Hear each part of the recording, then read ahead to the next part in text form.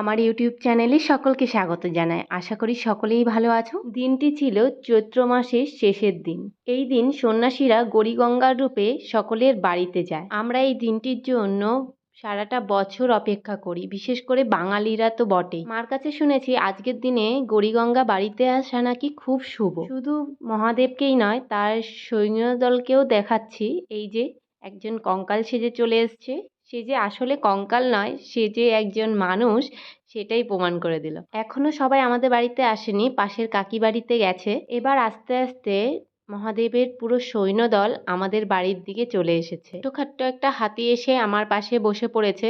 এত গরম ছিল, বেচারা মুখোশটা খুলেই ফেলেছে। এনাদেরকে দেখে ছোটবেলায় প্রচণ্ড ভয় পেতাম, এখন আর ভয় লাগে না, কিন্তু প্রচণ্ড ভয়ঙ্কর মুখোশ পরে আসে এনারা। আমি ঠিক যেরকম ছোটবেলায় ভয় পেতাম, পায়েল ঠিক তেমন ভয় পেয়ে আজকে ছাদে উঠে বসে আছে। এরা এতটা ভয়ঙ্কর সেজে আছে, কিন্তু বেশ ভালো লাগে এদের নাচ। আমি নাচটা এই ভিডিওতে দেখাতে পাচ্ছি না, আমাদের বাড়ির উঠোনটা খুব একটা বড় নয় বলে তারা নাচতে পারেনি। আমাদের বাড়িতে গৌরীগঙ্গার পায়ের ধুলো পড়েছে এই অনেক, কিন্তু আমি সেকেন্ড পার্টে তোমাদেরকে দেখাবো, কারণ আমি টোটাল 4টে দল দেখেছি। 4টে দলই আমাদের বাড়িতে আসেনি।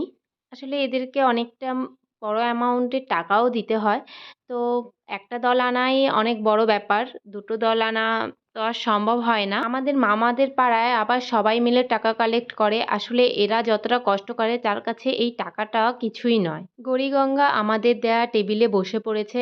আমার মা জেঠি মিলে গৌরীগঙ্গার একটু পুজো করছে, পা ধুইয়ে নিচ্ছে। অনেকে ভাবতে পারে তারা তো মানুষ, কিন্তু আজকের দিনে তারাই আমাদের কাছে ভগবান। আমি অবশ্য এসব খুব একটা মানি না, কিন্তু কিছু কিছু ব্যাপারে সামনে থেকে দেখলে মন থেকেই ভক্তি চলে আসে। গৌরীগঙ্গার চরণামৃত সবার নেওয়া হয়ে গেলে আমার ঠাম্মা এসে মহাদেবকে প্রণাম করলেন। ঠাম্মা এনাদের সেবার জন্য দুধ কলা কিছু ফলের আয়োজন করে রেখেছিল, সেগুলোই দেয়া হচ্ছে মহাদেব এবং মহাদেবের সৈন্যদলকে। দ্বিতীয় গৌরীগঙ্গার দলের ভিডিওটা খুব শীঘ্রই আসতে চলেছে। সেকেন্ড পার্টের জন্য আমার চ্যানেলটি সাবস্ক্রাইব করতে ভুলবেন না।